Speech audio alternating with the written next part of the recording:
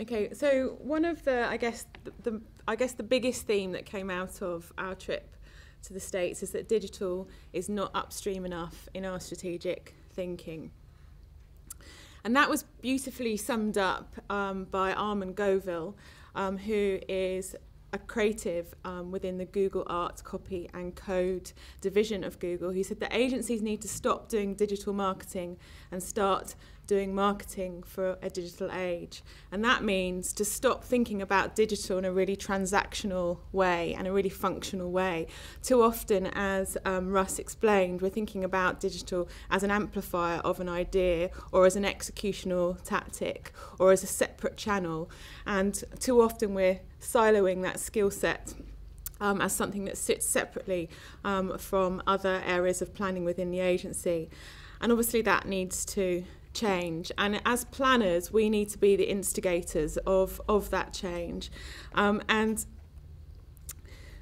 we were lucky enough to have Gareth Kay over a couple of weeks ago, just prior to the trip actually, and we actually had a hangout. Sorry, we had a hangout with him in the US, and this quote just sums up the opportunity, I think, which is we need to think about new ways of solving brand problems through technology. The opportunity is to use technology to create useful marketing, to create meaning and a value exchange that can't be achieved with traditional marketing. And Goodby in the US are working very closely with Google in transforming the way that they are working and operating as an agency to ensure that that technological thinking is more upstream in the strategic planning process. So we need to shift the way we are thinking and working. So how do we do that? Well, as planners, we often, and always, put people at the heart of everything we do. That's what we do at Planners. And that shouldn't be any different from digital. So we need to bring that human centricity, if you like, and that emotional work that we do into the digital space. And we're calling that, we need to humanize digital thinking. We need to focus on understanding humans, their core needs and drivers, and think about how brands can make a difference to their lives through technology. So what is that strategic opportunity to use technology to make human life fundamentally better?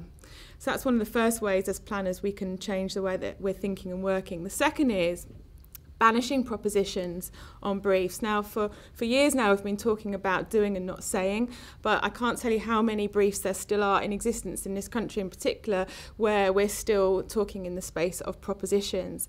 And we need to start moving away, as I said, from saying to more about what we're going to do. Unexpected thinking comes from creating strategic solutions that have a service, act, or utility built into the core of them. Because if you put a message into the brief, you're going to get a message out. And that, therefore, won't allow for that real embracing of technology in the strategic solution.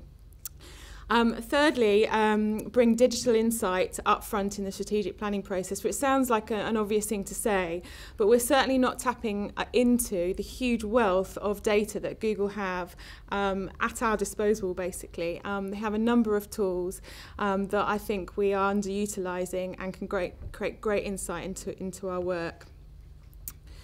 I'd just like to finish this section with a case study. It's a partnership with Google and VW in the US, and they co-created the first social app to maximise fun on every drive, really humanising technology in that way. So I'll just play. What if every time you started your car, you added a little more fun to the ride?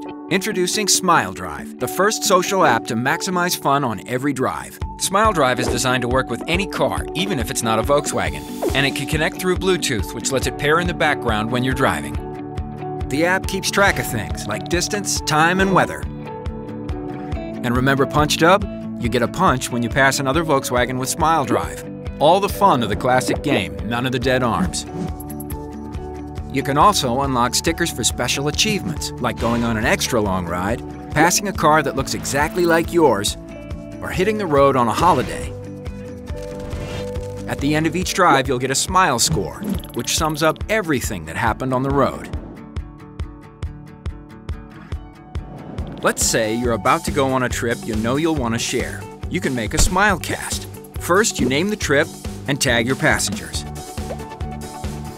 Then, when you're on the road, your Smilecast page automatically gets updated with photos and posts so your friends and family can follow the trip online.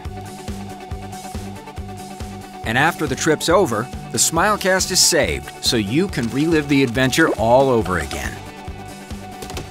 No matter where you're going, with Smile Drive, you can sit back, enjoy the road, and go for happier drives.